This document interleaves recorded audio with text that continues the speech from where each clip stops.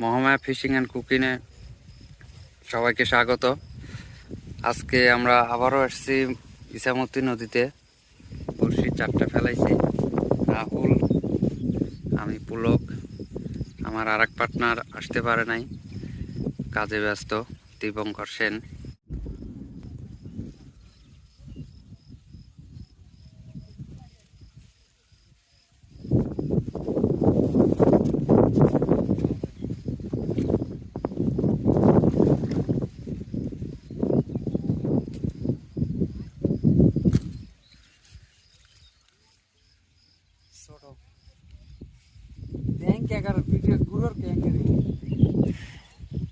আমাদের সফলতা আজকে মালের সাইজ ঠিক আছে না বন্ধু?